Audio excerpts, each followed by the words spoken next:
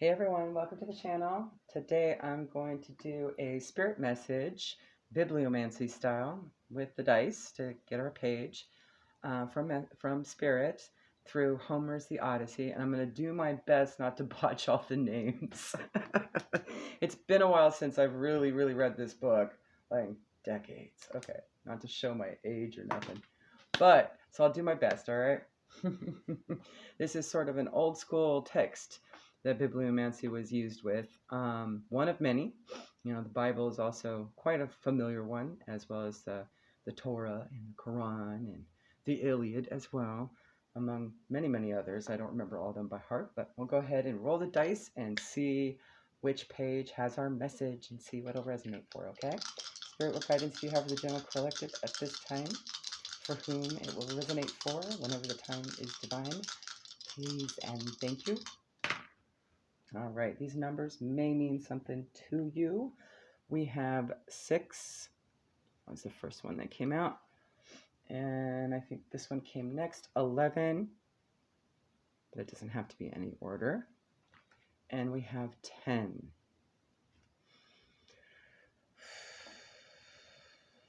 Feeling page 126. Felt like going in reverse for some reason. That might mean something to somebody. All right, let's see here.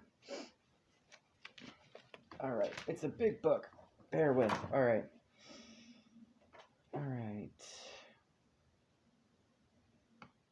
Okay.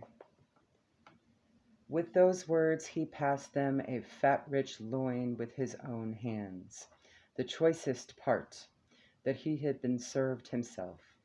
They reached for the good things that lay outspread, and when they put aside desire for food and drink, Telemachus, leaning his head closer to Nestor's son, spoke low to the prince, so no one else could hear.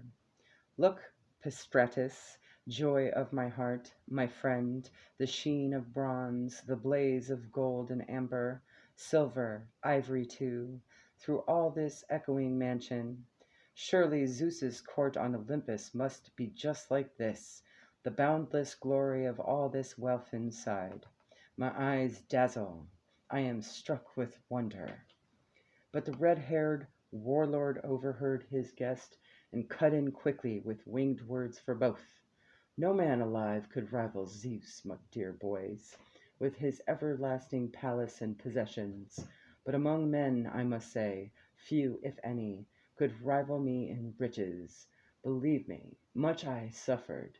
Many a mile I roved to haul such treasures home in my ships, 8 years out, wandering off as far as Cyprus, Phoenicia, even Egypt.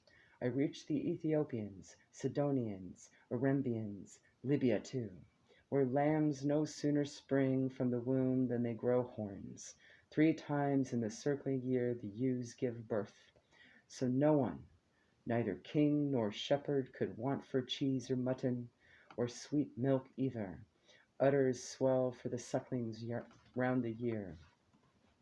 But while I roamed those lands, amassing a fortune, a stranger killed my brother. Blind to the danger, duped blind, thanks to the cunning of his cursed, murderous queen. So I rule all this wealth with no great joy. You must have heard my story from your fathers, whoever they are, what hardships I endured, how I lost this handsome palace built for the ages, filled to its depths with hordes of gorgeous things. Well, would to God I'd stay right here in my own house, with a third of all that wealth, and they were still alive, all who died on the wide plain of Troy those years ago, far from the stallion land of Argos.